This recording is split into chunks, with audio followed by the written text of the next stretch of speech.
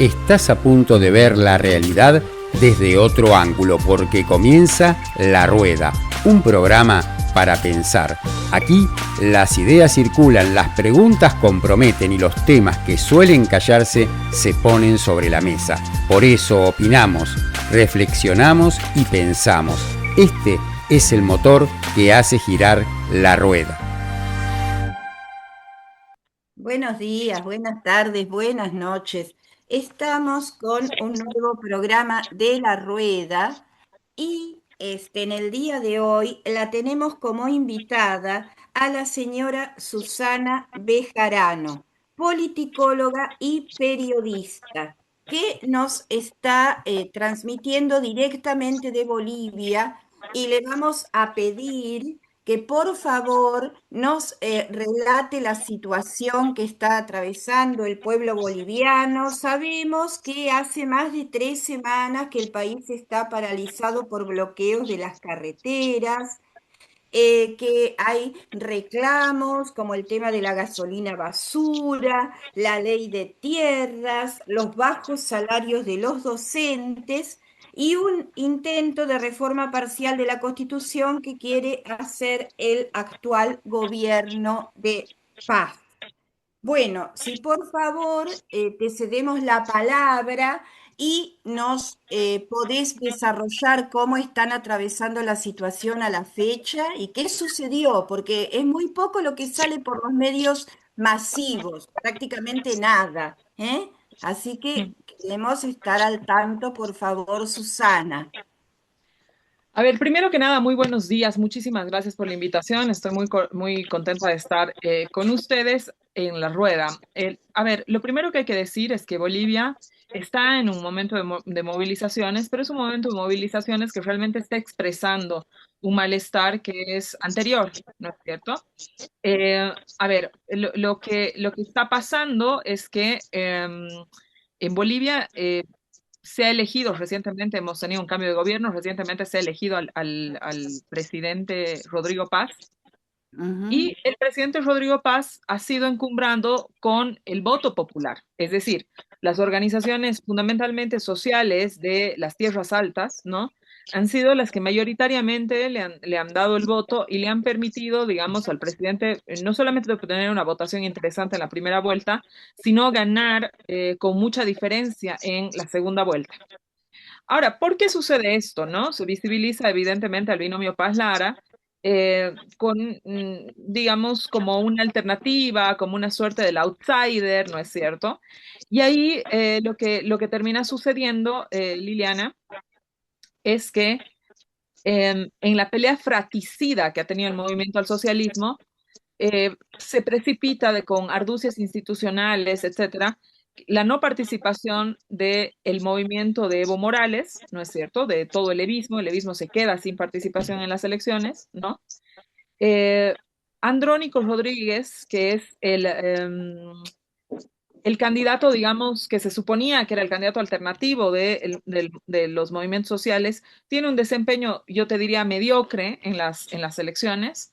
Y luego hay un tercer factor, que es la convocatoria de Evo Morales al voto nulo, lo cual fue un error muy grande, ¿no es cierto? Porque deja a todo el movimiento social básicamente sin ninguna representación institucional. Hoy día, la cantidad de diputados y senadores en Bolivia que representan, si tú quieres, a este movimiento movilizado es testimonial, ¿no? Básicamente, yo te diría que de los 8 que fueron electos, 4 ya se fueron con el bloque presidencial, ¿no es cierto? A través de prebendas y toda aquella cuestión. Entonces, básicamente quedan 4 diputados solamente de los 130 asambleístas que existen. Entonces, es un poder testimonial que no tiene ninguna capacidad de hacer absolutamente nada. Pero esto confluye en 3 errores. Uno, la pelea fratricida y que Luis Arce precipitó que las organizaciones por las que se iba a presentar el bloque Vista, sin la participación de Evo Morales, pero sí de la gente de Evo Morales, se quede sin siglas. Eso lo hizo Luis Arce.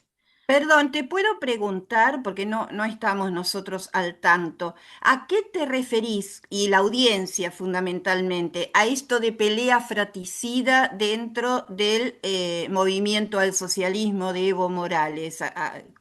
¿Cómo lo definís? ¿Qué sería? A ver, nosotros antes de las elecciones, si alguien ha seguido un poco las noticias de Bolivia, gana el movimiento al socialismo con Luis Arce. Ujú. Cuando gana Luis Arce, durante los 5 años de gobierno de Luis Arce, se da una pelea muy grande entre el bloque de Luis Arce y el bloque de Evo Morales. Entonces hay una pelea que, como lo reitero, es una pelea fratricida que precipita, ¿no es cierto?, que todas las organizaciones se dividan. Entonces aquel movimiento que era un movimiento unido, no homogéneo, pero muy fuerte y con una capacidad electoral muy grande, queda despedazado en esa pelea. Y espero que ¿Y eso se... el porqué de la pelea? ¿Hay algún fundamento o son Uy, nos personalismos? estamos yendo súper atrás.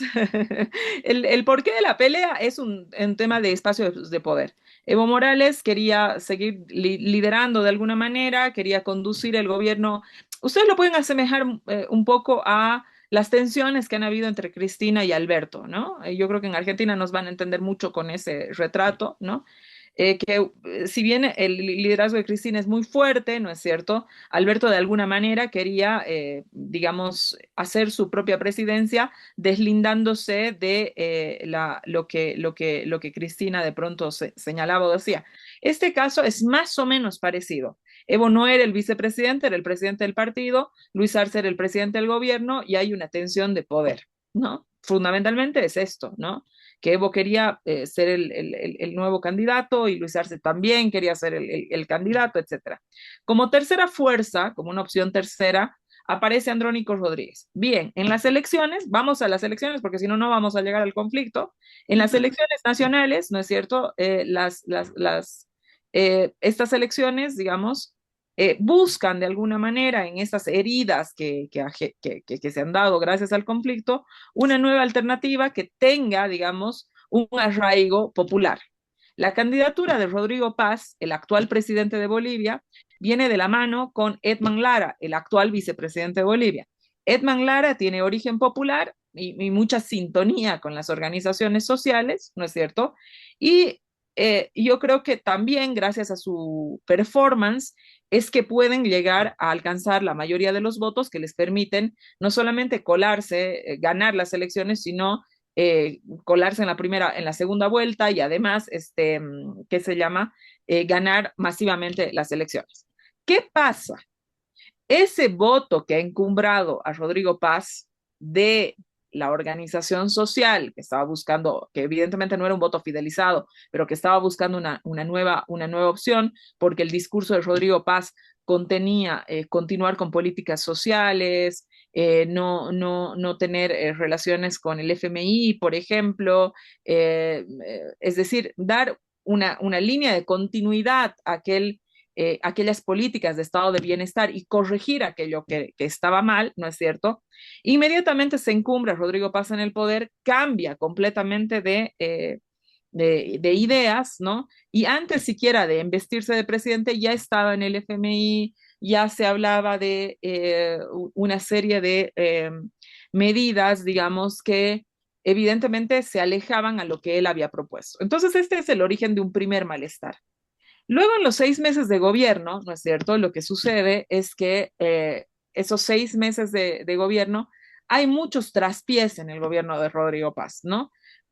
¿A qué me refiero con un traspiés? Es decir, hay la importación de la gasolina, la que usted señalaba como la gasolina basura. Precisamente la gasolina basura es la importación de una gasolina de muy mala calidad, ¿no es cierto? Que al llegar y meterse en los motores de los autos en Bolivia ha arruinado cientos de miles de motores, más de 60.000 motores se calcula que han sido arruinados, que están registrados, no sabemos cuáles son los que no se han registrado, por supuesto, porque ponían mucha carbonilla al motor, entonces esto ha afectado obviamente al transporte público, al transporte privado, al rico, al pobre, etcétera, ¿no? Es decir, ha habido, digamos, una afectación generalizada con esta gasolina basura.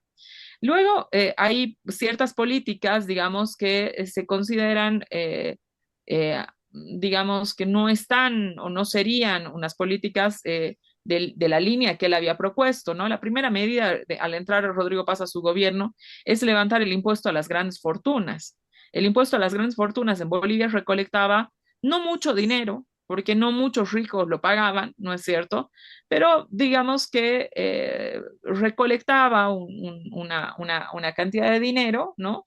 Y la primera señal simbólica es levantar ese impuesto a las grandes fortunas, ¿no? Lo segundo es que se levanta la subvención del pan. Entonces el pan que te costaba 30 centavos, ¿no? Pasa a costar 80 centavos, es decir, casi triplica el precio del pan, ¿no? Esto evidentemente afecta directamente al bolsillo de los más pobres, ¿no es cierto? Una familia que antes compraba 10 panes, luego ya disponía para comprar solamente 6 panes, 5 panes, etcétera, ¿no? Luego, la siguiente medida del gobierno fue levantar las subvenciones a los carburantes. En Bolivia nosotros eh, teníamos subvenciones a los carburantes igual que en Argentina, me parece, en algún momento, ¿no es cierto? Estas subvenciones se levantan y el pueblo acompaña la medida. Acompaña la medida entendiendo que la importación de la gasolina le costaba muchas divisas a Bolivia, ¿no es cierto? Y que había la necesidad que evidentemente se está viviendo la economía nacional con esa subvención.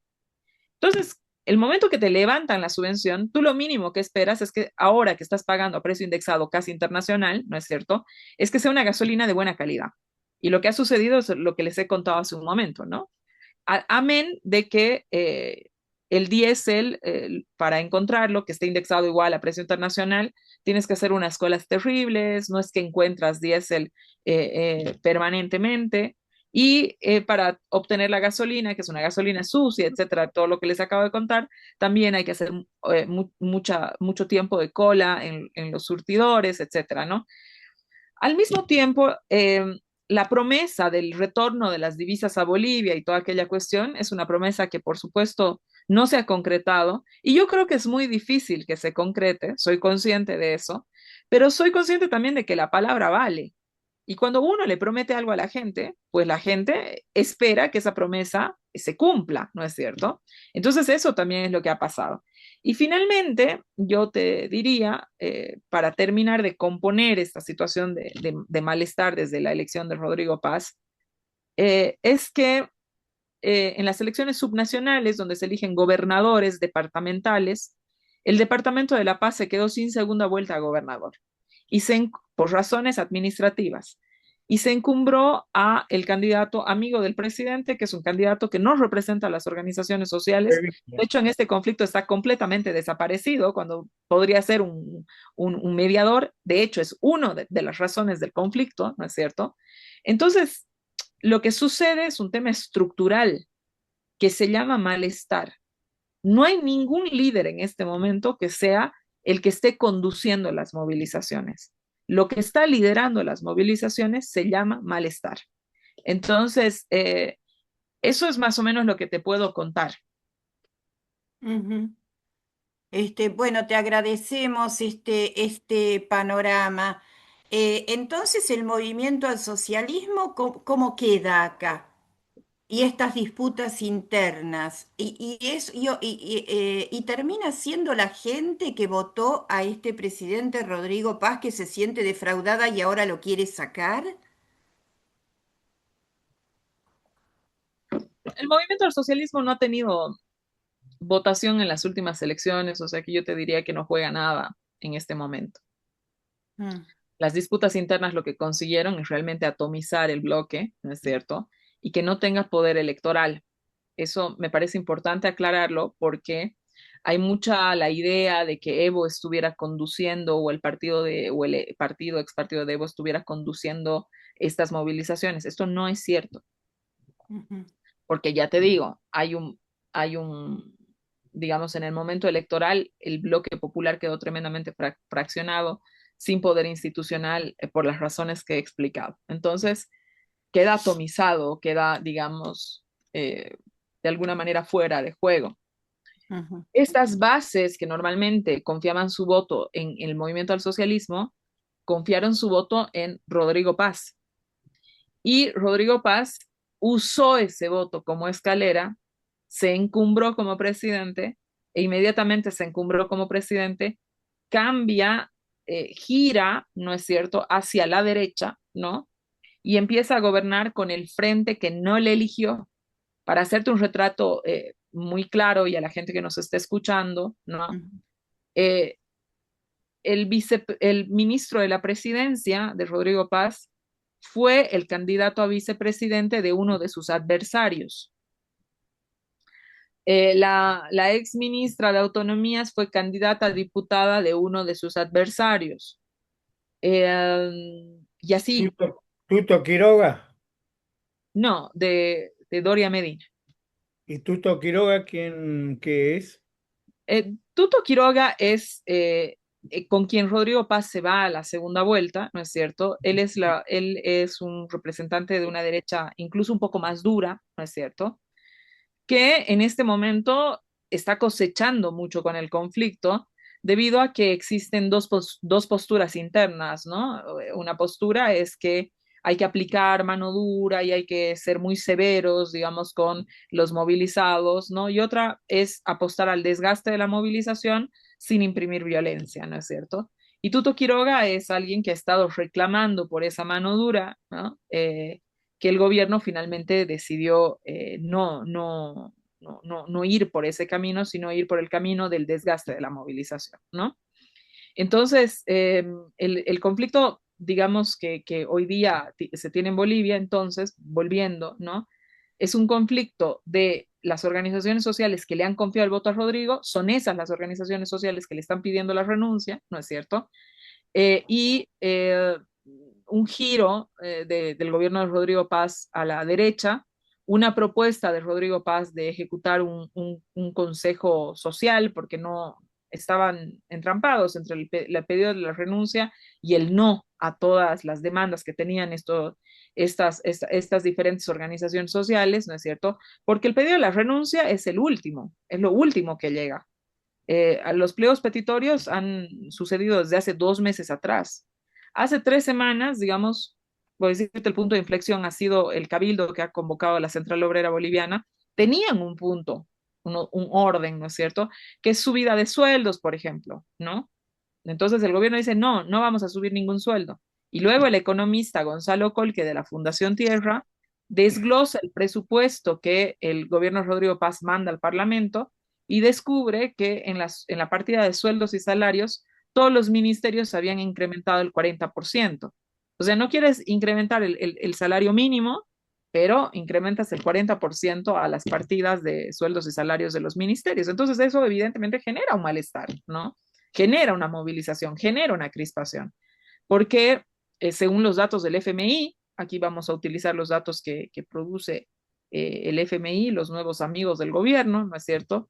La inflación en Bolivia hoy día está por el 20%. Ustedes en Argentina están muy acostumbrados a este tema de la inflación. Hoy día sube el precio, mañana baja el precio del dólar, entonces se indexa y toda la cuestión. Nosotros en Bolivia estábamos acostumbrados a la total estabilidad de los precios.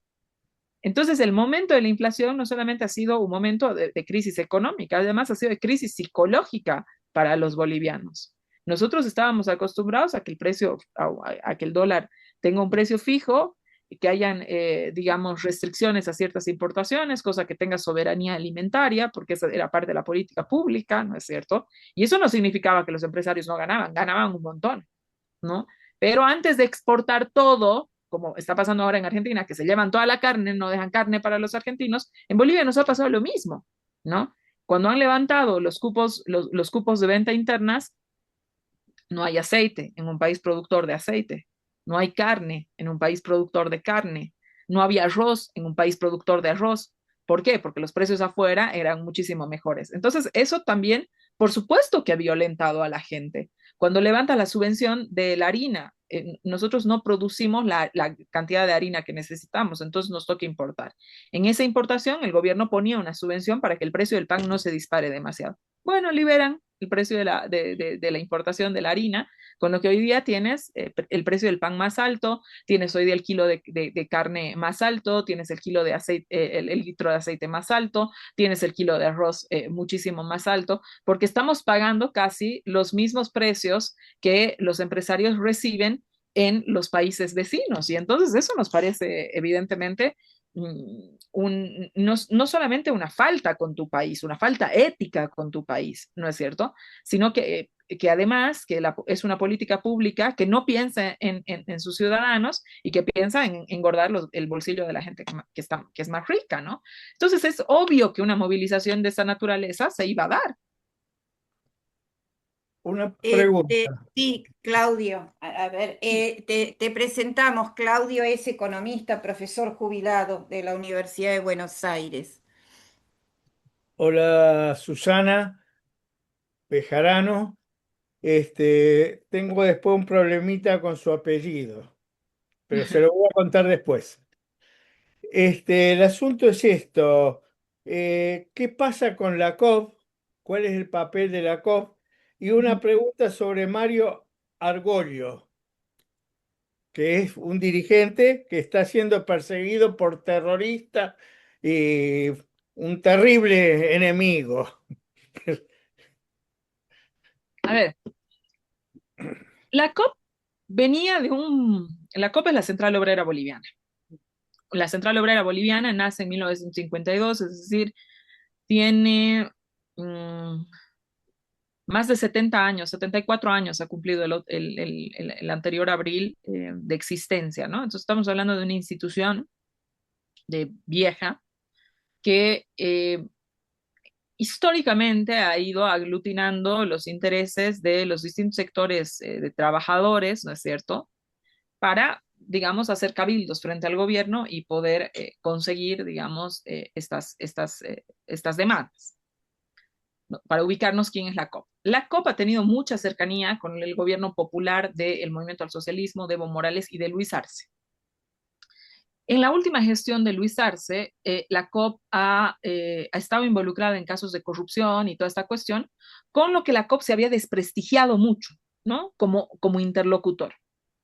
Bien, los dirigentes de esos reciben sanciones, etcétera, y la COP, de alguna manera, desde que Rodrigo Paz asume el poder, ¿no es cierto?, cobra no solamente con dirigentes distintos, Mario Argollo como secretario ejecutivo a la cabeza, sino que recupera de alguna manera este rol de mediador entre las distintas organizaciones sociales, sus demandas y de pronto el Estado, ¿no? Sí, Entonces, era Guarachi, el dirigente anterior de la COP, el ¿perdón? corrupto. Sí, Era Guarachi. Guarachi, correcto. De hecho, está en la cárcel. Sí. Pero, pero, es decir, el dirigente no mancha la institución.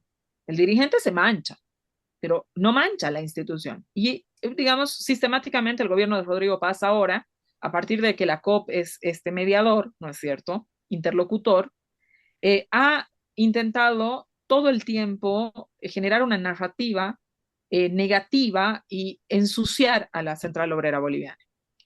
En esta tarea, por supuesto, ha estado generar una orden de aprehensión en contra del secretario ejecutivo general de la COP, que es Mario Argollo, ¿no? Que no tiene ningún delito más que el delito de haber salido a las calles a demandar por todo esto que les cuento, ¿no?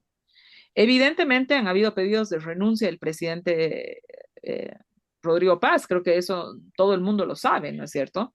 Pero son pedidos de renuncia que vienen luego de 2 meses de varios pliegos petitorios a los cuales se les ha dicho no a todo. Cuando el pliego de la COP fue presentado más o menos los primeros días de abril, los últimos días de abril el gobierno central saca una respuesta indicando que el 80% de las demandas se le dice que no y al 20% de las demandas se le dice que no también, solamente que con respuestas ambiguas, ¿no? Entonces, evidentemente, ¿no? No se puede establecer ningún mecanismo de negociación cuando yo te digo que no, ¿no? Entonces, evidentemente los pedidos han ido escalando, ¿no? Y entonces ahora se lo denuncian no solamente a Mario Argollo, también a otros dirigentes de la COP y a dirigentes del movimiento campesino. Se ha sacado órdenes de aprehensión contra todos ellos, lo cual a mí me parece que es no solamente un error, sino un gesto autoritario, ¿no? Em, eh, para que acusándolos de terrorismo, ¿no? Entonces, el gobierno dice, yo quiero dialogar, pero ¿cómo dialogas cuando tus interlocutores están perseguidos por la justicia con órdenes de aprehensión, ¿no? Entonces, yo lo que les quiero mostrar es que este camino está muy empantanado, ¿no? fueron las bases de Rodrigo Paz traicionadas las que hoy día se movilizan en contra de él, no, no es cierto. Y ese andamiaje por derecha del gobierno no creo que vaya a desandarse, ¿no? Ustedes saben que el gobierno de Bolivia ha decidido tener una posición genuflexa incluso al gobierno de los Estados Unidos, ¿no? Eh, Felicitar todas las acciones, apoyar aquellas acciones, incluso las de Israel, que están vinculadas con el genocidio y toda esta cuestión, ¿no? Y entonces, evidentemente, Rodrigo Paz no puede esperar otra reacción del movimiento, de un movimiento popular, de una central obrera formada, ¿no? Que, eh, que realmente lo que perseguía en una primera instancia no era la renuncia, ¿no? Sino era mejores condiciones. Ujú. Clelia, ¿querés hacer alguna pregunta? ¿Tenés el micrófono cerrado? Eh, Este, ahí. buenos días, Susana. Este, vos decías recién que era un movimiento sin dirigentes, pero me pregunto, por algo que vi, ¿no hay algún cuerpo colegiado? ¿No hay nadie? Porque esta misma persona que acabas de nombrar está perseguida, que sería un dirigente Sí. importante. Sí, El a ver, otro día a lo que me vi. refiero, perdón, a lo que me refiero expresamente con eso, ¿no es cierto? Es que no hay un dirigente específicamente que esté encumbrando las movilizaciones, que confluyen muchos dirigentes y que realmente lo que está, digamos, centralizando la movilización es el malestar, que la bandera es el malestar, que no es la cabeza lo que te di, la retórica que imprima uno u otro dirigente, para ser más específica, ¿no? Porque acá Claro, esos se ha dicho, dirigentes que vos mencionás no están organizados. Cada uno está con su grupo, digamos. No es, han, no se han colegiado de manera de acordar. a ver, sí están organizados, o sea, la primera organización, evidentemente, fueron los grupos independientes, de forma independiente, fueron acumulando pliegos petitorios. El que centralizó esos pliegos fue la Central Obrera Boliviana, como normalmente pasaba en Bolivia, ¿sí? Entonces hizo un acuerdo con los campesinos, otro acuerdo con los maestros, que también los docentes están movilizados, sobre todo los de las áreas rurales, ¿no es cierto? Hizo un acuerdo con otros representantes, por ejemplo, de sindicatos que no están corporativizados, si tú quieres, ¿no es cierto?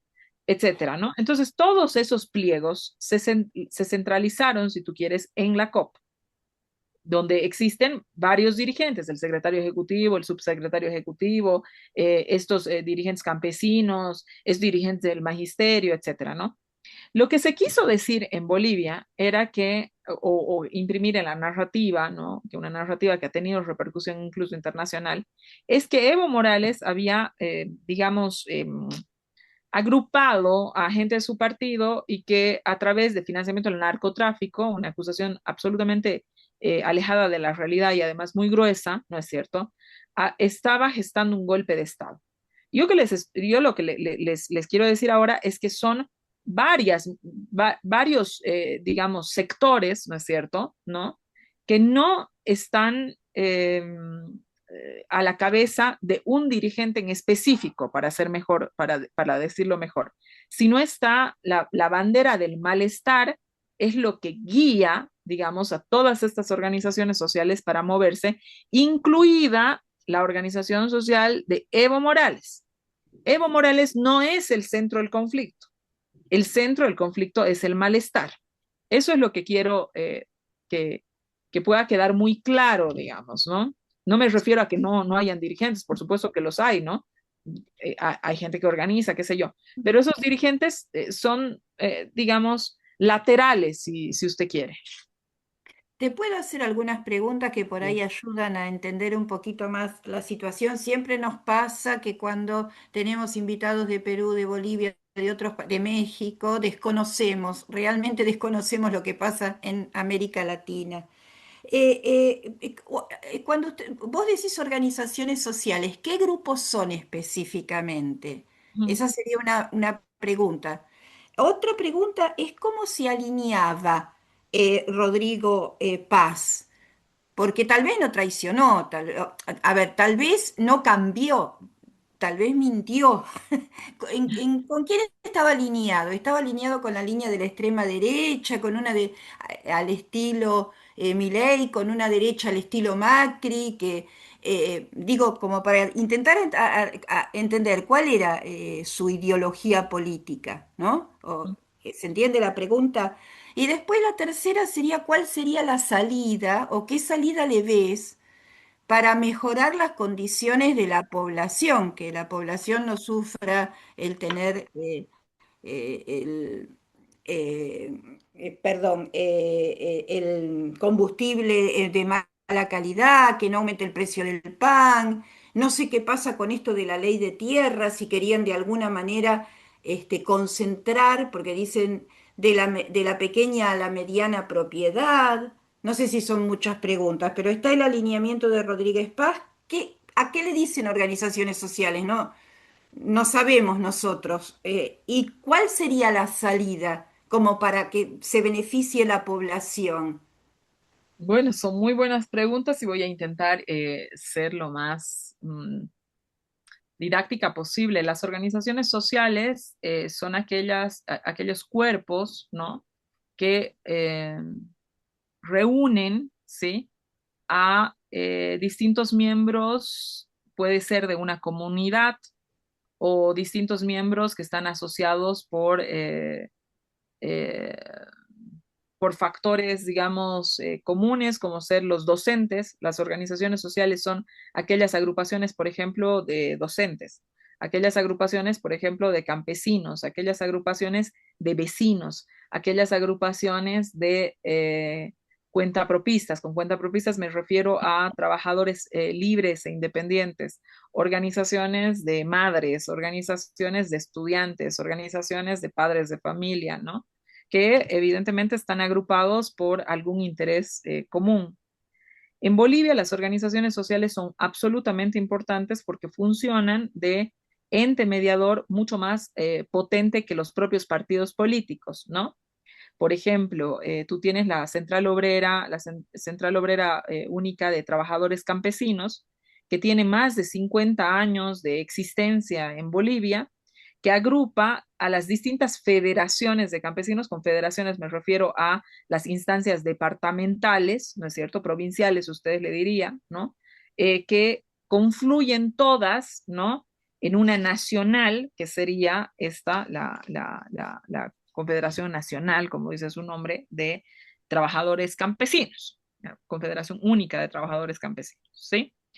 Lo mismo pasa con otro tipo de organizaciones. Por ejemplo, tienes la Los organización, mineros. la organización de los mineros, ¿no es cierto? Donde confluyen distintos tipos de mineros, los asalariados, los cooperativistas, los independientes, ¿no es cierto? Entonces confluyen en esa federación de mineros que está además asociada a la Central Obrera Boliviana. Igual la CSUTCB, o sea, la de los campesinos, está asociada a la Central Obrera Boliviana. Tienes la Organización de Mujeres Bartolina Sisa, por ejemplo, ¿no?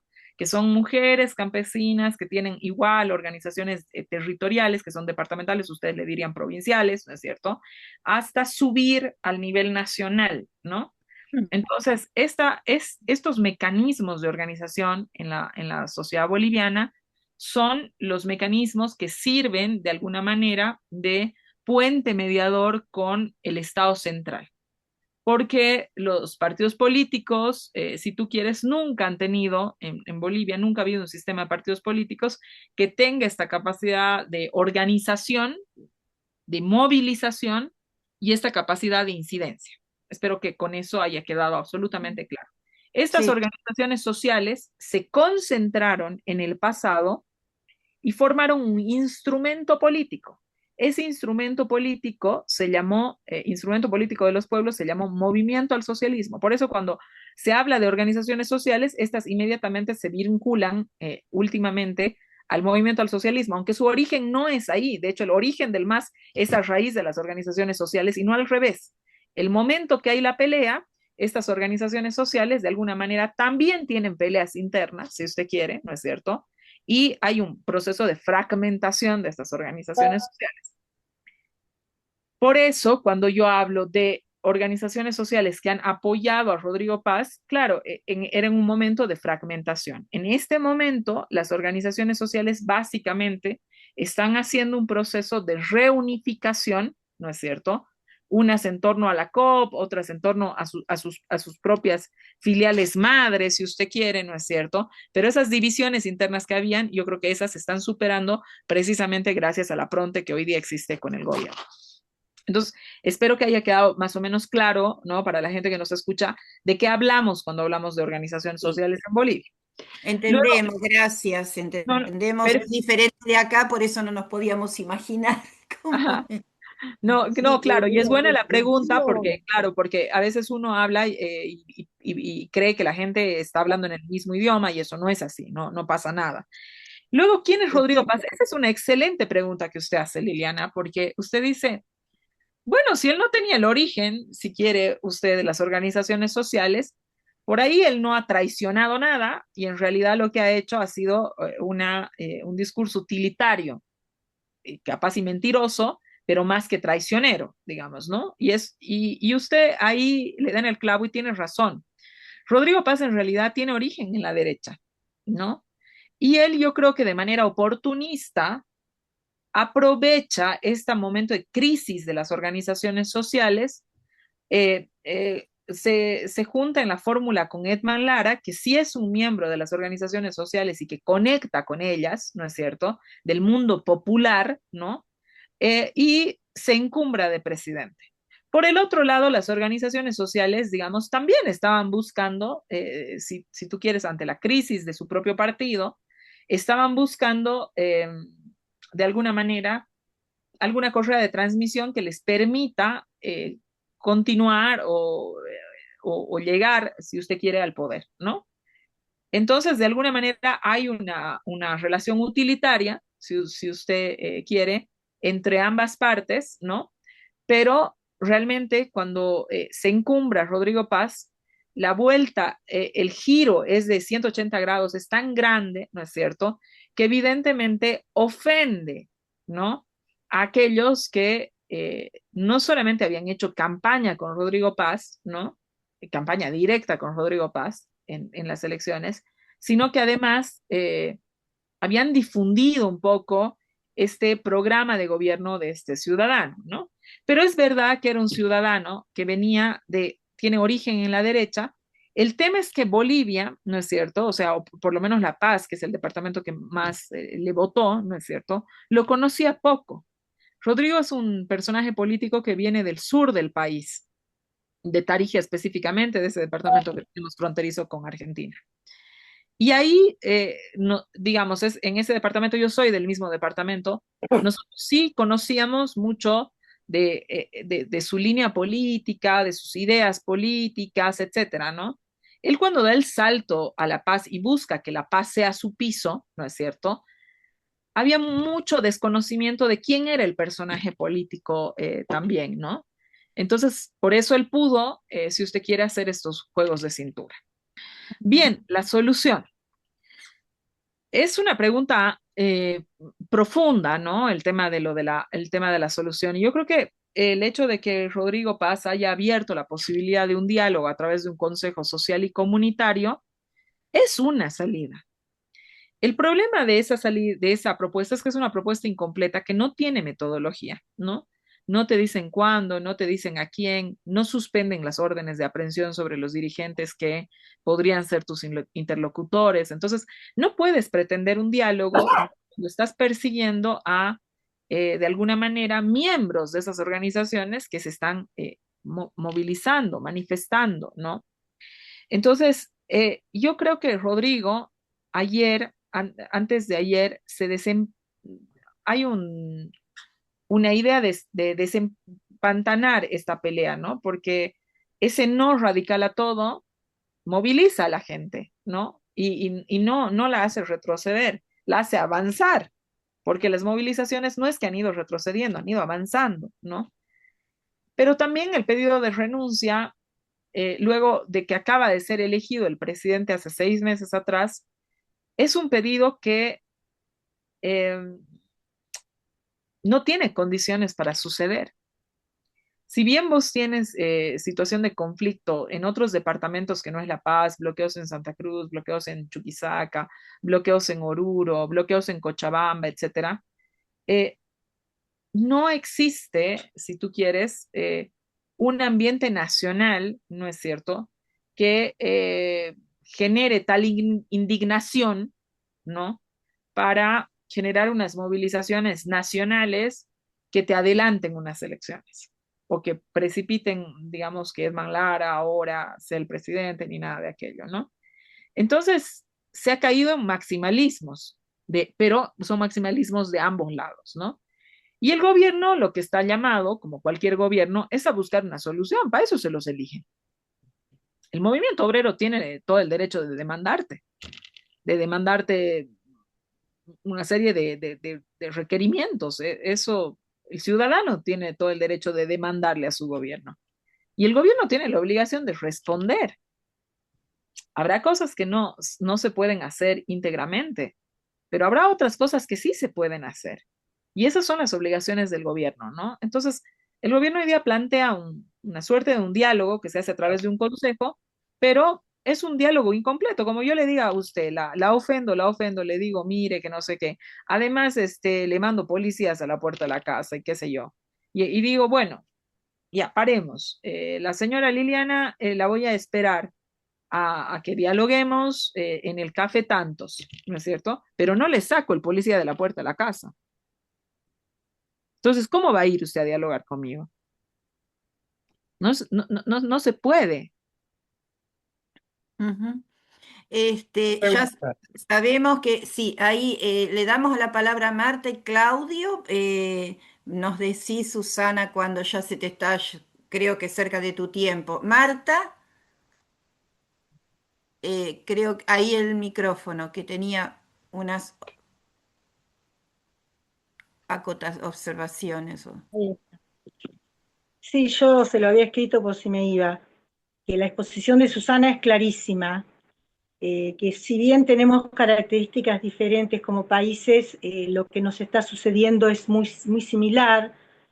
Allá le dicen que Evo organiza, acá son los cucas, o sea que lo que está sucediendo es como, es un efecto de esta eh, eh, batalla cultural que le dicen que en realidad es como un virus que se ha metido en todos los países de Latinoamérica y que cómo se organiza una defensa de esto, ¿no? Porque ¿de qué manera? ¿Qué es lo que está pasando? Padecemos los mismos síntomas, las mismas secuelas, estamos, si bien los países son diferentes y hay características diferentes, nos está pasando lo mismo.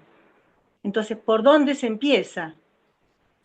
¿Por un gobierno, por la gente, por las agrupaciones o por trabajar, así como en salud se empezó a trabajar en prevención, trabajar también en los movimientos sociales en prevención, ¿no? Porque para que la gente pueda tener las cosas más claras? Es lo que yo veo, que como que esto es mucho más amplio y va a llevar mucho más tiempo de lo que parece, porque siento que la gente está como afectada por el virus, ¿no? Y no hay una vacuna todavía.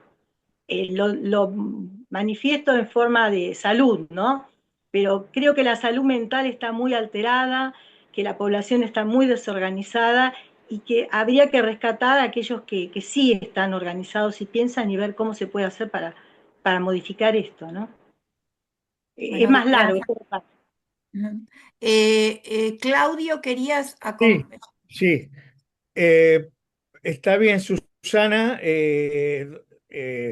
pero unas elecciones llamadas por este gobierno sería una elecciones con muchas restricciones como están en la justicia Claro. electoral.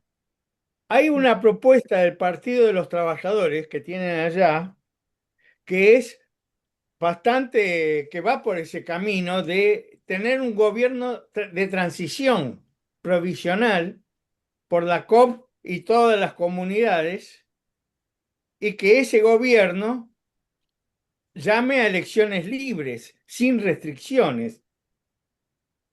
Eso no sería una cuestión. Y la otra otra cosa que quería decirte, tu apellido está en un libro. El libro se llama En la casa del pez que escupe el agua y los personajes son las hermanas Bejarano. El autor es Herrera Luque. Lo voy a buscar. Y Bueno, a ver, esto que plantea Claudio, ¿cómo lo ves? La posibilidad de un gobierno de transición provisional de la COB y organizaciones sociales, que sería, pareciera lo más democrático, ¿no? a ver, empecemos por atrás. Eso que propone Claudio y el Partido de los Trabajadores es completamente impensable en Bolivia, ¿no? Es decir, si es que realmente no se siguen los procedimientos que tienen que ver con eh, los pasos de la renuncia, convocatoria de elecciones, que el tribunal haga las elecciones, etcétera, etcétera, etcétera. Eso sería inmediatamente llamado como un golpe de Estado y inmediatamente habilitaría a que la situación sea mucho más grave para el movimiento trabajador y para el movimiento popular, porque eso implicaría todas las represiones abiertas y legalizadas y toda la cuestión, ¿no? Entonces, yo creo que de hecho es una cosa absolutamente impensable. Lo que sí es factible, ¿no es cierto?, es empezar a reclamar por la reforma electoral que está en agenda, ¿no es cierto?, para que no sea, para que esas elecciones no sean nunca más restrictivas, ¿no? Y yo creo que ahí sí se puede llegar, ¿no? Eso es lo primero.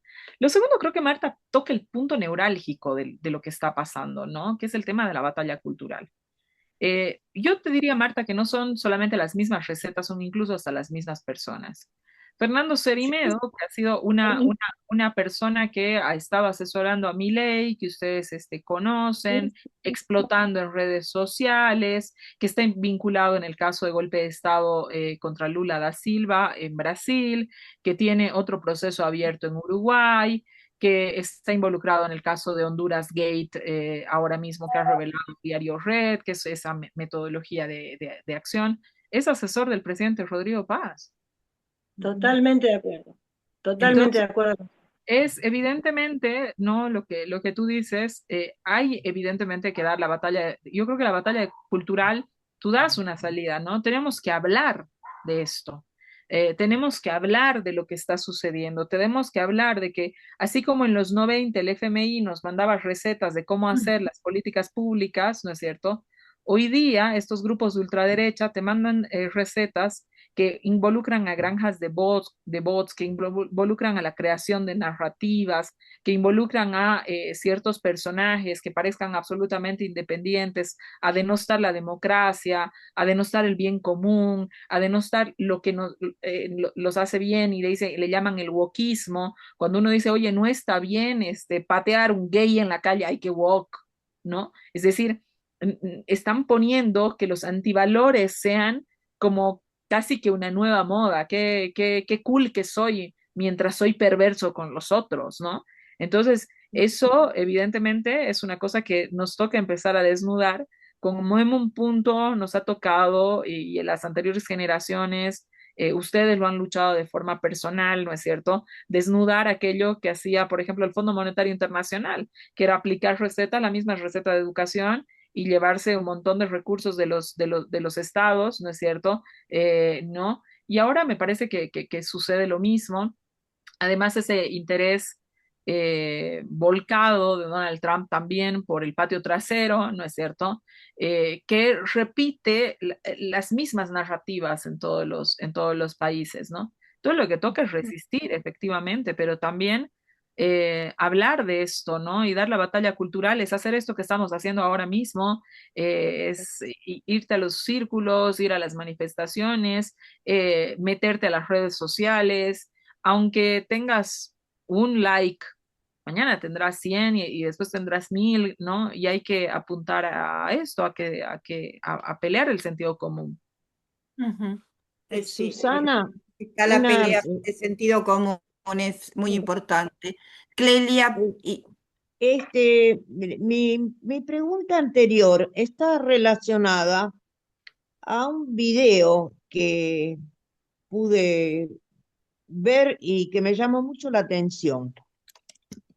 Había una hilera importante de policía con los escudos esos que usan acá también, puestos por delante, dispuestos a reprimir. Y enfrente, separados por unos 50 metros, había otra hilera de mineros, no en tumulto, no vociferando, no desordenados, sino parados tan derechitos como la policía en una hilera perfecta, absolutamente organizados, enfrentándolos. Y el comentario era que la policía no avanzaba, porque todos tenían dinamita dispuestos a usarla. Yo no pude dejar de pensar, bueno, con estos no se juega. Me daba la impresión de que no estaban de cualquier manera solamente expresando un malestar indefinido que siempre es aplastado. Me estoy acordando de grandes manifestaciones en Chile, por ejemplo, cuando subió el transporte. Bueno, era desordenada, de mucha gente y fue reprimido, terriblemente reprimido. En este caso que estoy mencionando, no. La policía no reprimió. Esa gente de alguna manera está organizada, me pareció. No sé si me estoy equivocando. No hay sectores que ya han aprendido. A ver, nos dice Susana ya se tiene que ir. Si querés cerrar, así te podés retirar. Está bien. A ver, muchas gracias por la pregunta y a ver, sí, claro, por supuesto, son organizaciones, los mineros están organizados, los campesinos están organizados. Eso era lo que intentaba explicar con la pregunta de las organizaciones sociales. En Bolivia hay organización social, ¿no? Que precisamente su nombre lo expresa claramente, ¿no?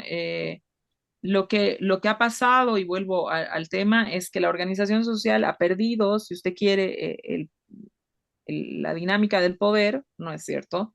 Porque estaban en el poder, porque cuando se encumbraron con Rodrigo Paz dejó de lado ese grupo. Hay una referencia muy interesante que hizo un periodista y se lo planteó y dijo, el gabinete del presidente Rodrigo Paz no se parece al voto de Rodrigo Paz. El gabinete del presidente Rodrigo Paz no se parece a Bolivia siquiera, ¿no? Entonces, cuando Rodrigo Paz hace su alocución y llama al diálogo y toda esa cuestión, él reconoce que tiene un gabinete con muy poca representación social, ¿sí? Entonces, claro que se está organizado, por supuesto. Bolivia es un país de mucha organización, ¿no es cierto? Pero evidentemente con las limitaciones de muchas cosas, es decir, hoy día se ha perdido el poder, ¿no? Y parte de las razones por las que se ha perdido el poder son errores propios. Yo creo que hay que hacer un proceso de autocríticas y toda aquella cuestión, pero también lo que señala Marta es importante. Estamos ante una batalla cultural mucho más grande que la nuestra, ¿no es cierto? Entonces, y el uso de las dinamitas en las manifestaciones, en Bolivia sucede. Bolivia es un país de mineros y Bolivia, los mineros usan dinamita en las manifestaciones. Esto es así. Aunque se ha ilegalizado en varios momentos y qué sé yo, por el peligro que significa para el propio minero, para el que lanza la dinamita, porque no las lanzan las dinamitas a las personas, las lanzan hacia arriba. Entonces, varios mineros han perdido la mano, ¿no? No es para lastimar, es para asustar. Entonces, y evidentemente la policía lo sabe, esas son dinámicas del conflicto que existen en Bolivia. Yo me imagino que en Argentina habrán algunas características propias del conflicto, ¿no? Ciertos grupos tienen ciertas características, hacen esto, ¿no? Los carabineros con esto se meten, con esto con unos se meten más que con otros, no lo sé, ¿no? En Bolivia la dinámica es así, pero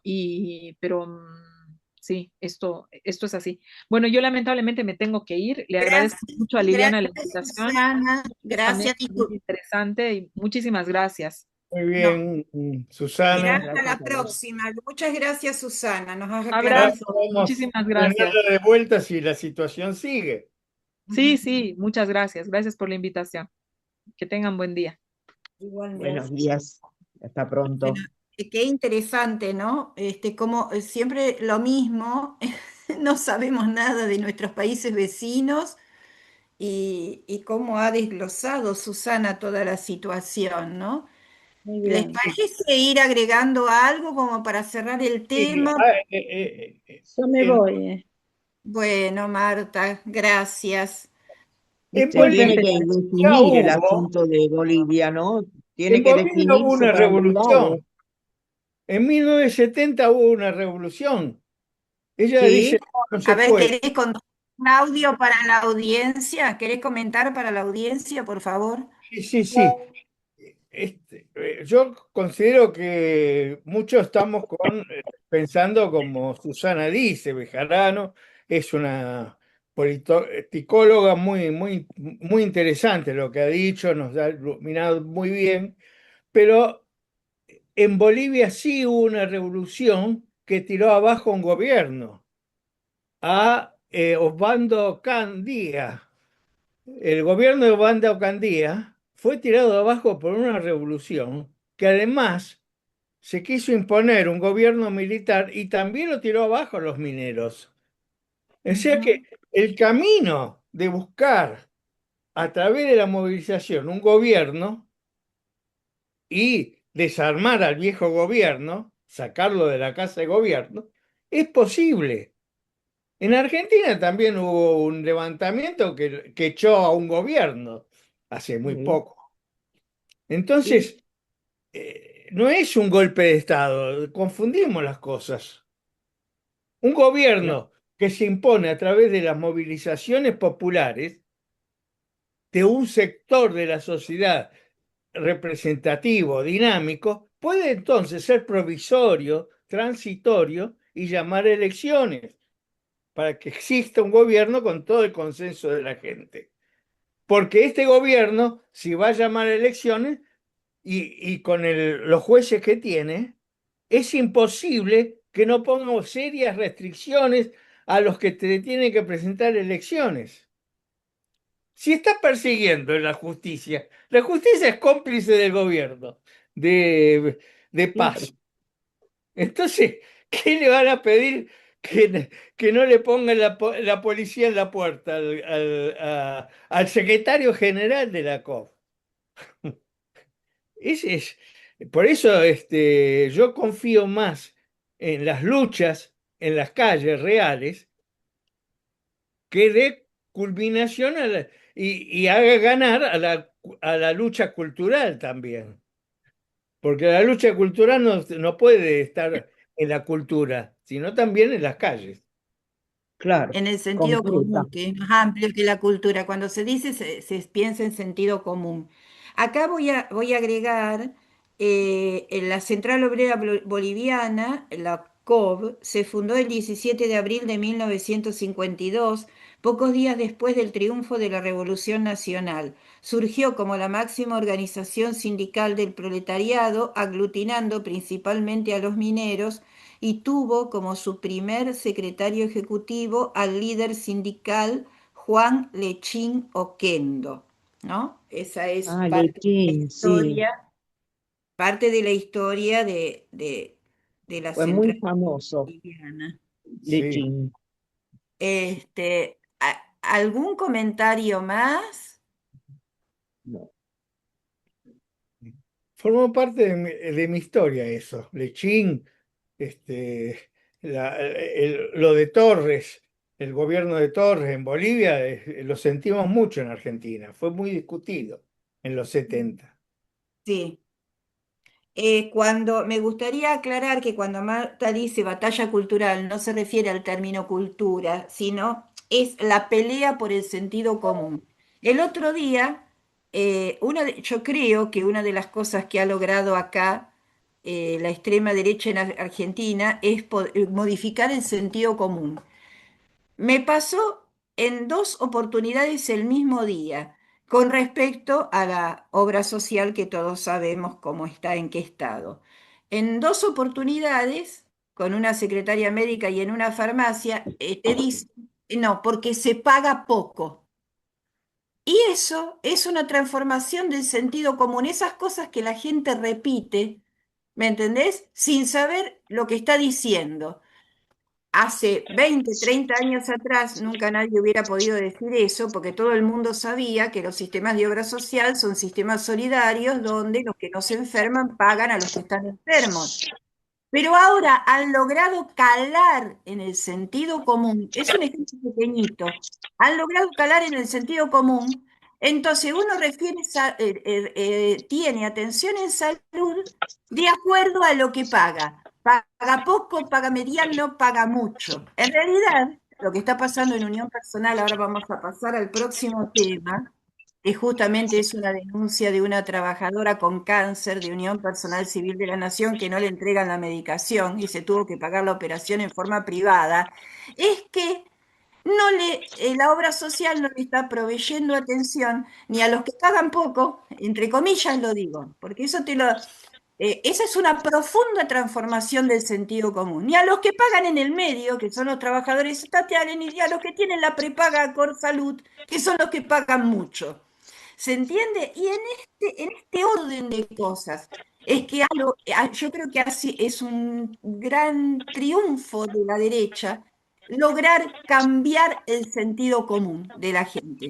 Lo que antes lo teníamos establecido como algo inamovible, porque era así, partía de una realidad, digamos, bueno, la obra social, todos pagamos, pero no nos enfermamos todos a la misma vez, entonces los que no se enferman le están pagando a los que se enferman. Era incuestionable.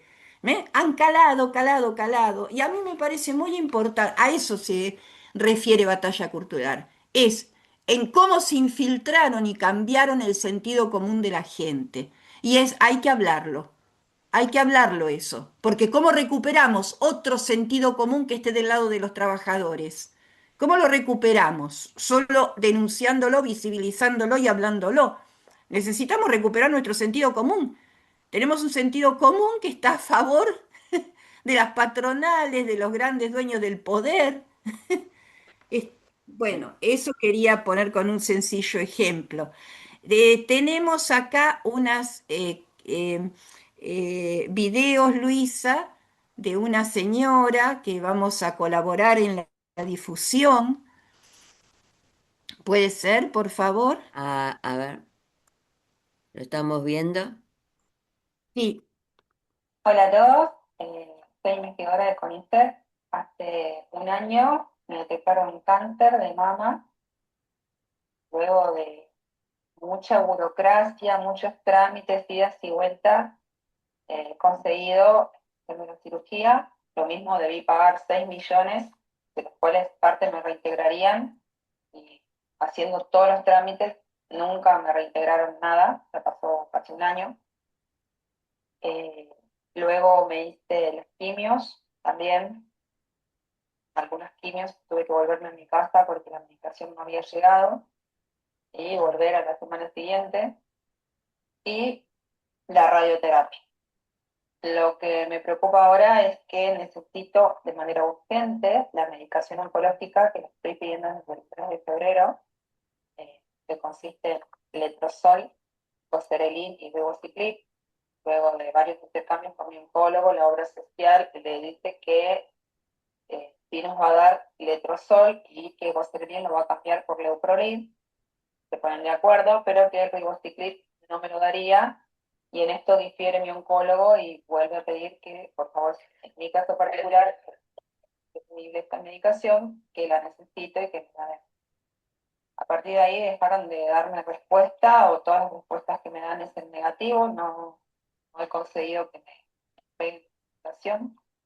El plazo para comenzar a tomarlas es de 2 semestres posteriores a la cirugía, que me la realizaron el 26 de junio del año pasado, ya que el 26 me vence el plazo, del que viene, me vence el plazo para que yo comience con la medicación. Hice múltiples reclamos, tanto en la obra social, vía plataforma, vía mail, WhatsApp. También hice presentaciones legales con mi abogada, donde hice intimaciones a la obra social, cargo de documentos, recursos de amparo, hasta medidas cautelares. Tengo la medida cautelar para que, por favor, ¿cierto? Que me entreguen el Ribociclib y todo, no me han entregado nada. Tengo otro fallo a favor del juez por un estudio genético que debería realizarme también, que úteros y ovarios, tampoco hicieron caso, o sea, apelaron en febrero fue esto, y de ahí no hubo más respuestas. Bueno, hago este video entonces para visibilizar mi situación, también que otros se animen a contar lo que les está pasando, lo que está haciendo Unión Personal con sus afiliados, con la gente que trabaja con usted. Y bueno, eso. Bueno, tenemos el otro video, esta Hola a señora. todos, Perdón. soy Josefina, muchos ya me conocen. Disculpa, Lili. Ahí lo tenemos el otro video. Lo ponemos. Sí, sí. Bueno, ahí va. Hola a todos, soy Josefina, muchos ya me conocen. Estoy atravesando un grave problema de salud y hoy recibí la noticia de que Unión Personal apeló la medida cautelar donde el juez dictaminaba a mi favor la entrega inmediata de Ribociclib. Así que, bueno, también escuché algunas versiones de que ya estaba solucionado mi asunto, mi tema, pero bueno, esto no es así. Si bien logró toda esta movida mediática destrabar un poco la situación y me estarían entregando en el día de mañana 2 de los medicamentos, aún falta el tercer medicamento para concretar el tratamiento completo que mi oncólogo me recetó. Estoy sin poder iniciar aún el tratamiento, así que eso, no es cierto que ya está todo solucionado. Agradezco profundamente a toda la gente que se preocupa por mí, agradezco a la a Naranja, Ciencia y Técnica, a Ana, a Guille, a Paola, a Carolina, a Eve, mi abogada, bueno, también a todos los directivos de Proimi, al director de CCT Nova Sur, bueno, en fin, a todos, a las personas que me escriben para donarme medicación, que también me dicen que están atravesando situaciones similares. Les digo a todos que se animen a hablar, que la lucha unitaria no sirve, pero colectivamente podemos lograr mucho.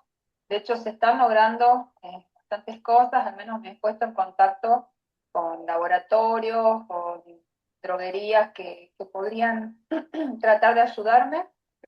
Apelo a todos a que sigamos en esta lucha y a los que se quieran unir, a los que quieran escuchar, que se animen porque solo no se puede. Y realmente es muy justo lo que están haciendo con la salud mental. Bueno, acá tenemos una nueva denuncia contra Unión Personal Civil de la Nación y el recorrido que está haciendo todo el mundo de poner los pedidos en la APP, hacer los pedidos por WhatsApp, hacer los recursos de amparo, salen las cautelares, apelan a las cautelares o directamente no las contestan las cautelares. Acá estamos hablando de Unión Personal Civil de la Nación, que tiene 3 sectores: los que pagan poco, entre comillas, que son los monotributistas, que le sacaron todo el año pasado, en agosto, prácticamente todo; el sector de trabajadores del Estado, como esta señora que trabaja en el CONICET, que son trabajadores que se tienen su descuento de su sueldo, y finalmente tienen una prepaga, que es Acor Salud, que también tienen sus problemas. Esos son los que pagan mucho. Tampoco, también tienen falta de prestaciones. Yo me acabo de enterar que la semana pasada falleció en Tigre una docente, porque Yoma, también con cáncer, no le proveyó la medicación y lo que necesitaba para salir de su estado de salud, que todo el mundo sabe que un cáncer de mama es una enfermedad completamente curable a la fecha si se hacen los tratamientos correspondientes. Ahora, si se dilatan los tratamientos, esto está llevando a la muerte. Directa, lisa y llanamente. Esta señora está asesorada por abogados y seguramente los abogados le han dicho hágalo público porque rebotan las cautelares en el silencio o en la apelación. ¿No? Apelan una cautelar por un medicamento, ¿no? Bueno, esta gente ya es otro tenor al que hay que pasar. Son culpables de asesinato directamente. Ahora vos Es fíjate, otro Lili, paso, otro paso. sí, Lili, no, te decía que como la gente apela a los medios alternativos de comunicación, como puede ser el WhatsApp, como puede ser una red, pero no Ujú. van a los medios masivos de comunicación, porque Yo esto lo tomé de Instagram. lamentablemente Sí. es al divino botón. Ujú. Bueno, con tanta presión, algo se logra, poco, pero algo se logra con tanta presión. Le dieron dos, pero le falta un medicamento. Es una presión insoportable la que hay que hacer para sacarles algo. Volvemos a denunciar a Andrés Rodríguez y todo su séquito de acólitos que se investiguen sus bienes personales porque hace más de 30 años que se hicieron ricos con los aportes de los afiliados, que abran los libros, porque la plata de los aportes está. La plata de los aportes está, que se abran los libros y que se investiguen de dónde salieron los bienes, ahí sí que hay que hacer auditorías, hay que investigar de dónde salieron los bienes de los dirigentes de la obra social, ¿no? Que como se dice vulgarmente están podridos en plata, ¿no? Bueno, IOMA es una obra social del Estado, los dirigentes de OSBA y tantos otros que sabemos de Cavalieri, de Comercio, esta obra social de los taxistas que no cumple con Melina, que es esta señorita que tiene tantos problemas de salud y que trajimos el otro día la palabra de la mamá a la radio también. Sí, que tuvo que Este, ahora recurrir a un abogado también, pero de todas maneras es tan lento todo, tan lento, ¿no? Como decís vos, Lili. Sí, sí. No entrega lo más elemental, Ospetax. Pero está sí. bien lo que decís vos, esto le vamos a decir a la mamá, ¿no? Que tiene que reclamar la apertura de los libros de esa obra social, porque los descuentos se lo hacen a los empleados. ¿Mm? Así es. Sí, Claudio. Una cosita, esto está enmarcado dentro de lo que es la lucha porque recuperemos de estos usurpadores los sindicatos, porque los sindicatos tienen que organizar la lucha por nuestra obra social, por los aportes, por todo. Y por eso saludo a los maestros de la matanza. Sí, Ah, sí. Los saludo porque recuperaron una seccional muy importante de su tema. Muy bien. Entonces, uno de los caminos es justamente ese, de empezar a luchar por sacarse a la escoria que es cómplice junto con el gobierno de lo que sucede en el país. Justamente Milei y todo su caterva de delincuentes que están acusándose unos a otros pueden permanecer porque la espalda de ellos está cuidada por los sindicatos como lo de Baradel, que están en la CGT, la UPCN está en la CGT, Cavalieri está en la CGT, y todos ellos forman la CGT que le cuidan la espalda a este gobierno. Y encima se quedan con la plata de los aportantes, no para luchar contra este gobierno, sino justamente para cuidarlo. Claro, y Me- también debe ser, ah, Claudio, también debe ser esta otra obra social, Unión Personal Civil de la Nación, como la escuchábamos Unión hace. Personal Civil de la Nación no es una obra social, es el sindicato del personal de la Nación. Es un La obra sindicato. social se llama Unión Personal, se llama, ¿eh? La La obra obra social social se Bien, la llama también. obra Unión también Personal. tiene el Ah, nombre, pero está dirigido por el sindicato. Sí, pero recibe el nombre de Unión Personal, sí. Claro. Bueno, se nos cortó un poquito. No sé si Clelia, alguien quiere hacer alguna acotación más sobre este tema. Sí, pero Sí, yo quería decir que no solamente las obras sociales, los hospitales y hasta las prestaciones médicas pagas dan unas esperas terribles para cualquier tratamiento. Y en medicina eso es criminal. Hay situaciones que no pueden esperar. Y acabas de contar hace un ratito, Liliana, el caso de esta docente de Tigre. Bueno, sencillamente se muere. ujú. Este, no sé cómo se puede eh, revertir esta situación. La verdad que uno se siente impotente ante estas cosas, porque Sí, lo que está la gente es luchándola de manera individual, con apoyo a veces de claro, abogados, de apoyo de manera individual lucha la gente, pero ¿sabés qué recurriendo sentís, a abogados. Clelia? ¿Sabés qué Sí, sentís? Mira que yo hace un mes que estoy ayudando a Melanie Villalba, ¿no? Ayudando a la familia a gestionar y buscando organismos. Hasta llegué a la Defensoría del Pueblo de la Nación, porque tenía ya un claro, speech preparado con la situación de Melanie. Entonces la iba mandando mail a todos los mails que encontraba para visibilizar, pero de la Defensoría del Pueblo, o sea, yo sentía que, ¿viste cuando decimos le pasan la pelota a otro? Eso Tal me cual. decían. O sea, me contestaban muy amablemente, pero diríjase a. Entonces te pasaban otro mail, otro teléfono. Y yo ahí iba, y ese te decía, sí, pero diríjase a. O sea, ¿quién va a tomar este, no? Para obligar. Bueno, Superintendencia de Salud, ¿no? Lili, también escribimos ahí, porque llega un Ujú. momento que la familia está harta. Yo llegué a esa Claro. familia por intermedio de alguien, de una amiga, y lo que pude visibilizar que Norma, la mamá, y no, Luisa, ¿para qué vamos a escribir y para qué? Claro, y yo con el entusiasmo, decía, no, tengo que encontrar la solución, tengo que encontrarla. Seguía escribiendo. ¿Qué tengo hoy?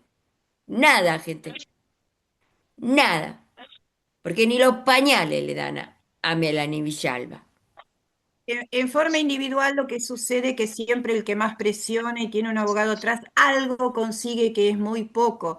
Pero ciertamente, como decía Claudio, la salida es que estén en manos de los trabajadores y de los jubilados estas organizaciones, las obras sociales y sacar a esos señores que han vivido de ellas durante más de 40 años. Ese camino está un poquito difícil en este momento. Esperemos que más adelante pueda hacerse. Yo creo fervientemente que acá, aparte, no hay nada del otro mundo, es lo que han hecho en España, es lo que han hecho en Inglaterra después de la guerra. Tiene que haber un sistema único público de salud, ¿no? Y los dinerillos de las obras sociales tienen que ir a gestionar, a fortalecer ese sistema nacional público de salud que nosotros lo tenemos, que es bueno, y lo que hay que fortalecer también es la formación de los médicos y el trato de los médicos, porque a veces es un destrato espantoso por parte de los médicos. Entonces tenemos que tener médicos bien formados y otra cosa, si son médicos que vienen de otros países, tienen que revalidar su título. No pueden trabajar con un título no revalidado. ¿Qué es lo que sucede? Los contratan. Miren, es una cosa muy graciosa. En la municipalidad de Vicente López, el mismo gobierno que en Capital. En Capital están haciendo racias contra los inmigrantes, comillas, yendo a Los hostigar a la mancheros. gente, corriendo a la gente, hostigándola. Y después, ¿a quién contrata la municipalidad de Vicente López? A los médicos de toda Latinoamérica sin reválida de título. Que entre paréntesis la formación deja bastante que desear. Yo quiero que me atiendan médicos que tengan buena formación. No me importa de dónde sea, pero que tengan buena formación. Entonces, fíjense la contradicción. ¿Por qué? Porque es personal más barato, ¿no? En un lado corren a los inmigrantes y en el otro lado los contratan para este, que atiendan a los vecinos de Vicente López. Y se han detectado, está en las noticias esto de los médicos falsos, documentaciones falsas, certificaciones falsas. Sí, sí, sí, está ahí. Sí, sí. Terrible. Tenemos un problema con la atención en medicina también, ¿eh? Tenemos un problema, pero bueno, se solucionaría con un sistema integral público de salud. Es muy fácil que nos pongan a nosotros y se lo arreglamos en 2 días. Y las obras sociales ya tienen que desaparecer, porque se han convertido, se han enquistado en un sitio para sacar dinero de ahí, para vivir de los aportes de los afiliados. Sí, es así. Y hablaron de Jorge Macri, Sí. que persigue a los inmigrantes acá en la Argentina y a los chicos jóvenes que consumen marihuana, por ejemplo, y no a los grandes traficantes. No, y después contrata a la municipalidad, que es El, de él también, el que ataque norteamericano, el ataque norteamericano que masacró al pueblo iraquí se llamó Tormenta del Desierto. Jorge Macri, enamorado de esa tormenta del desierto bombardeador y masacrador, llamó al operativo de la policía Tormenta Negra. sí, Ah, qué vergüenza. Tormenta Dan, Negra se llama. dan vergüenza ajena. Enamorado de los ataques y del bombardeo norteamericano en Irak. Bueno, ojalá que la gente lo vea esto. Es más, han puesto en el hospital de Vicente López un cartelito que decía, la provincia no provee de las vacunas a la entrada. Mano Ah, izquierda. Yo para me paré, dejarnos. sí, me paré y le dije, señora, pero acá las vacunas las provee el Estado Nacional. Vuelvo en otra oportunidad a acompañar a un familiar, veo que el cartelito no está. Al lado está el cetrángolo, allí te podías aplicar tranquilamente la vacuna de la gripe. Las chicas enfermeras también dijeron lo mismo. Así que bueno, pareciera que se logró, o sea, a ver, es propaganda política, no es información. Las vacunas las provee el Estado Nacional y te ponen el Estado provincial no provee las vacunas. Se ve que más de uno le dijo y lo terminaron sacando el cartelito, ¿no? Pero bueno, eso también está la gente que se la cree, ¿viste? Y bueno, y no Eh, dice nada. yo estoy en una organización de jubilados que se llama Unión de Trabajadores Jubilados en Lucha. Esto es para la audiencia, para que sepan. Nosotros, desgraciadamente, no tenemos noticias de uno o dos jubilados, sino de cientos de jubilados que ven acortarse la vida y están muriendo por los problemas que hay en los tratamientos y en la medicación que ofrece el PAMI. El PAMI está cerrando servicios de distintos hospitales. Por ejemplo, en Hurlingham, el hospital del PAMI de Hurlingham cada vez tiene menos servicios, lo están vaciando. Eso es un ejemplo. Desgraciadamente nosotros estamos llamando a todos los jubilados y a todos los que los quieran ayudar para organizar las movilizaciones en contra de este gobierno que tiene intervenido, nombrada un director en el PAMI. Y el PAMI, por ley, tendría que tener un directorio formado por 7 jubilados, 2 representantes de los trabajadores activos y 2 representantes del Estado. Ese sería el directorio, y no lo está. Está en manos de este gobierno. Ujú. Bueno, gracias, Claudio.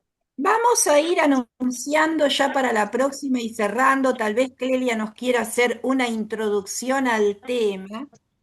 Para Lo vamos- tratarlo la próxima vez, sí, vamos a tener porque es un tema largo, y muy importante, mucho más que lo que yo creía. Sí. Bien, la próxima vamos a tener como invitado a Andrés Cedrón con su documental Argentina sangra por las barrancas del río Paraná. Si nos querés hacer, es largo, pero una breve introducción Sí. antes de irnos, Clelia, Bien, sobre... te quiero además acotar algo a lo que acabas de decir. Este documental está basado en un libro de un señor que se llama Luciano Orellana, que tiene una entrevista muy interesante en Instagram. Ujú.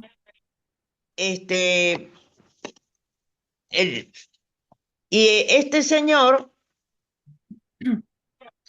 al que voy a mencionar ahora, habla del río Paraná. Vamos a pasar al tema del río Paraná y hago la introducción. El río Paraná quiere decir, en guaraní, pariente del mar. Tiene un nombre original muy lindo, como suelen ser los nombres indios. Desemboca en el río de la Plata. Y recordemos datos recibidos en algún momento en el colegio, que tiene 3.442 kilómetros de largo. Es uno de los ríos más largos del mundo. Argentinos son 1.600 kilómetros nada más. Y desemboca en un delta cuyos brazos principales son el Paraná de Las Palmas, el Paraná Guazú, que quiere decir agua grande, Guazú, el Paraná Miní, que quiere decir agua chica, el Paraná Bravo, que es un río bastante peligroso por el caudal y la fuerza con que avanza, y el Paranacito. Esos son sus brazos principales, todos derivados de la palabra Paraná.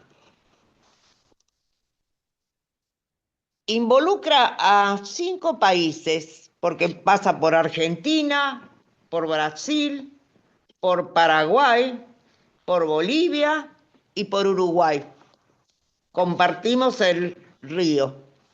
Y el tema que nos va a tomar la vez que viene es la mega obra muy polémica que se hace por licitación del gobierno argentino y se considera la licitación más importante que este gobierno ha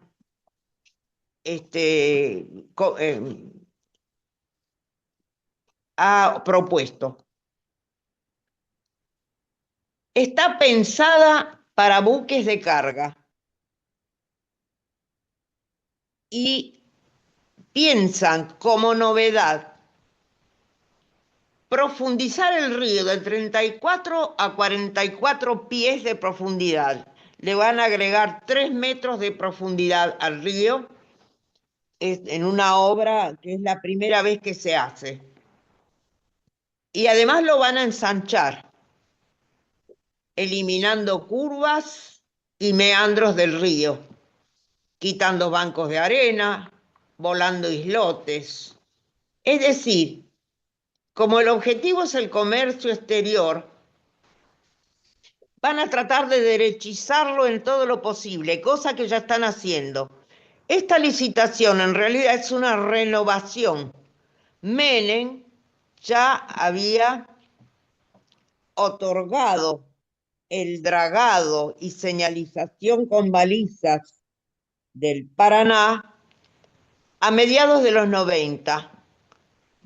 Privatizaron ese servicio del río, pero de ninguna manera se había pensado aún en profundizarlo de tal forma y en ensancharlo hasta 100 metros como lo piensan hacer ahora. Eso es lo nuevo. Le van a dar 3 metros más y a medida que draguen, se calcula que van a sacar 400.000 metros cúbicos por kilómetro de longitud de barro y tierra que ponen en las orillas de las islas. Este tratamiento que van a hacer al río es muy discutido y tiene grave oposición, pero la parte ambiental la voy a tocar luego. Vos decime, Liliana, hasta cuándo tengo tiempo. Sí, tenés Porque tiempo, Celia, por lo menos 10 minutos más hasta dentro. muy bien. Muy bien. Miren, el 80% de las exportaciones del país, las totales, salen por el río Paraná, al río de la Plata y al exterior, o a los países vecinos. De este 80%, el 100% automotriz sale por el Paraná. El 95% de lo que exportamos en contenedores sale por el Paraná. Y el 80% de ese 80% sale del agro, sale por el Paraná. Quequén sería el puerto sobre el mar que absorbe otra parte del agro. Pero fíjense en la importancia que tiene. Pero este río funcionaba hasta el año 2000 con 20 pies de profundidad. Ahora lo han llevado ya al 30% de profundidad. A los 30 y tantos pies que tiene en este momento, que es bastante más profundo, con lo cual va cambiando toda la población de peces del río. El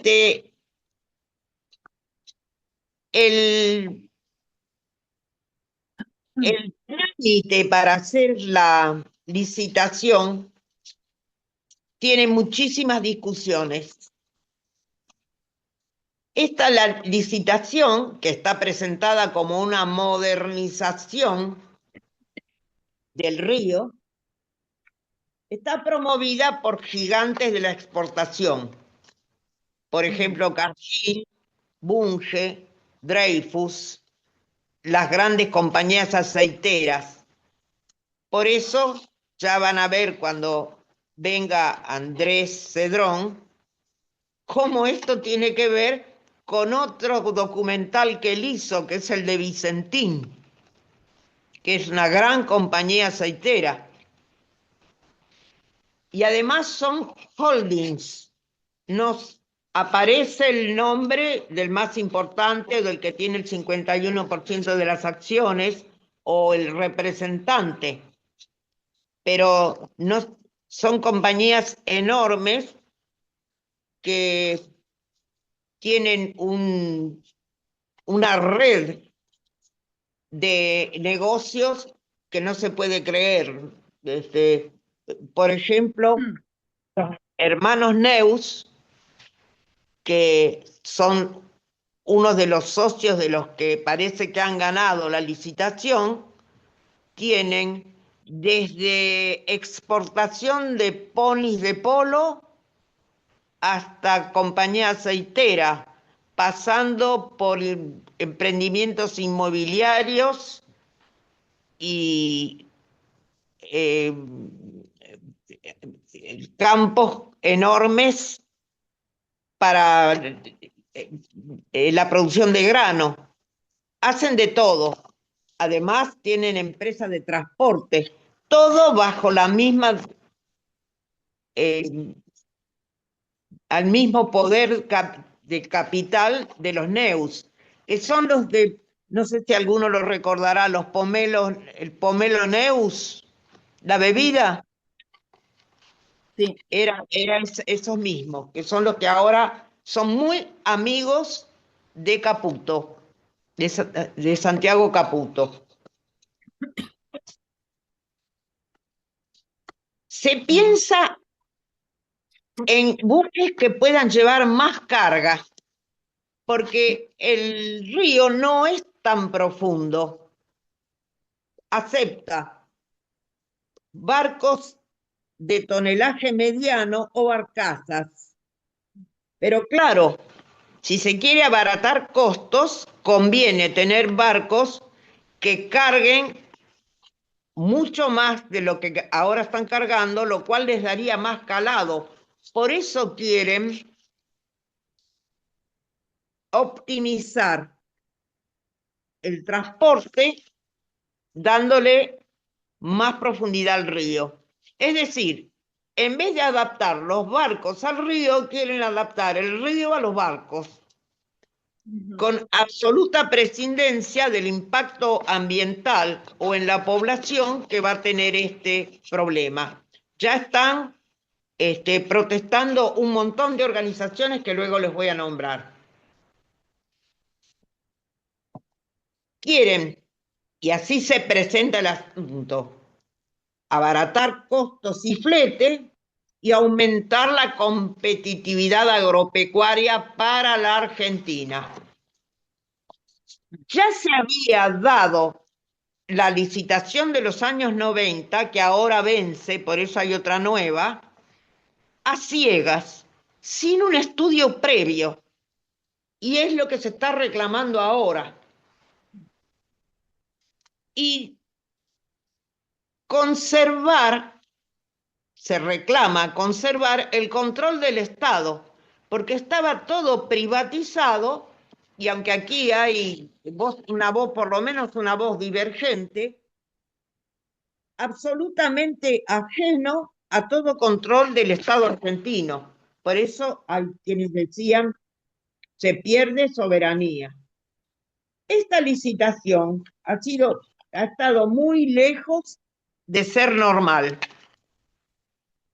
A pesar de todas las protestas que hubo, la licitación en sí, que tiene que cumplir ciertas reglas, y a pesar de lo que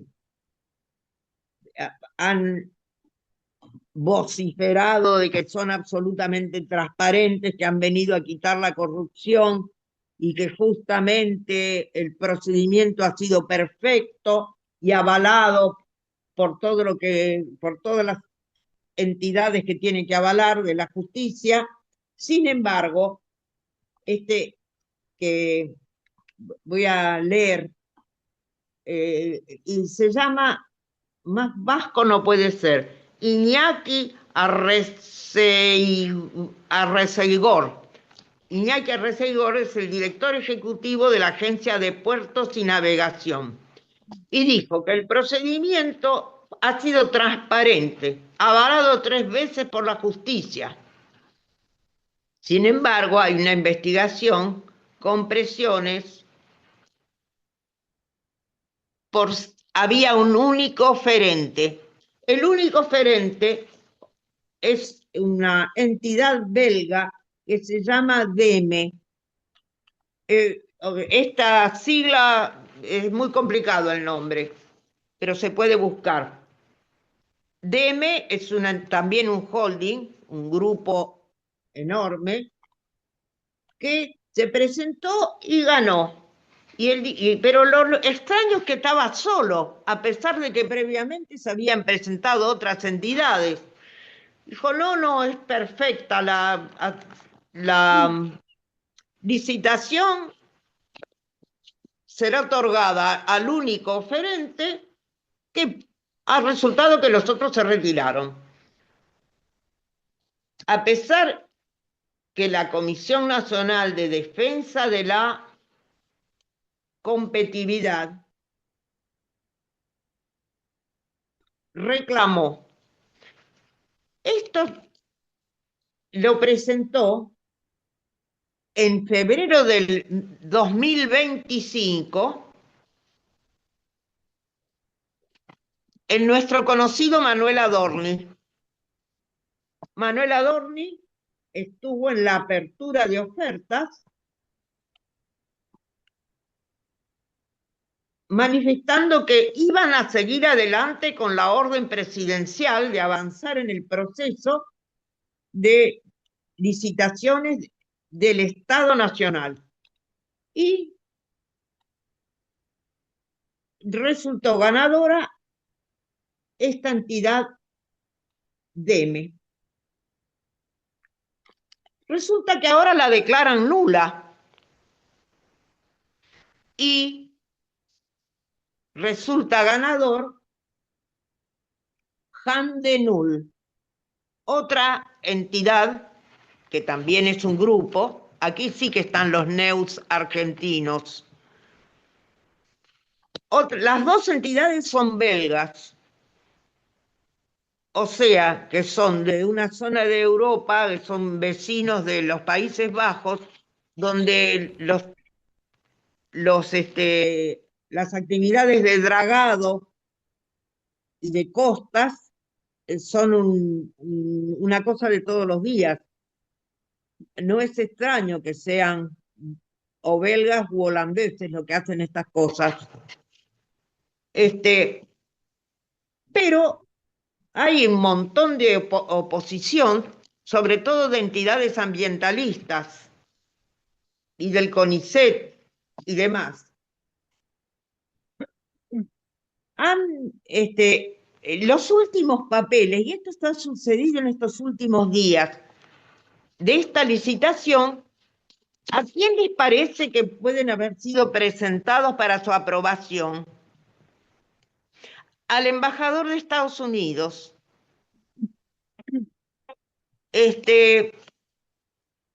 Y en Estados Unidos, este funcionario que se llama Rubio de apellido, que aparece permanentemente, dijo que hay una maligna intención de China de obstruir una licitación tan bien hecha. Ahora se la han sacado a Demes. Y parece que el año que media entre febrero del 25 y ahora ha sido de una lucha oscura, feroz y terrible entre intereses de los grandes grupos empresarios. Clelia, podemos dejar acá porque Luisa ya se tiene que retirar. Has Muy estado bien. maravilloso No, el informe y nos viene como para anticipar al invitado de la próxima, del próximo viernes. Nos quedamos con esto, con el embajador de Estados Unidos al cual se le consultó. sí, y que ha sido declarado nula la adjudicación de la primera presentación del 25 y tenemos ahora al ganador, que es el que estaba con la meta de ensanche y profundización del Paraná. Aquí quedamos. Bien, muchas gracias, Clelia. Maravilloso el informe. Agradecemos a Susana Bejarano, agradecemos a Clelia Gómez del Do por este informe que desconocemos también, al equipo, a la Radio Conciencia 3.3 por cedernos el espacio. Recordamos que este programa queda en YouTube, La Rueda-medio W4C. Agradecemos la suscripción y nos veremos el próximo viernes con la presentación del documental Argentina Sangra.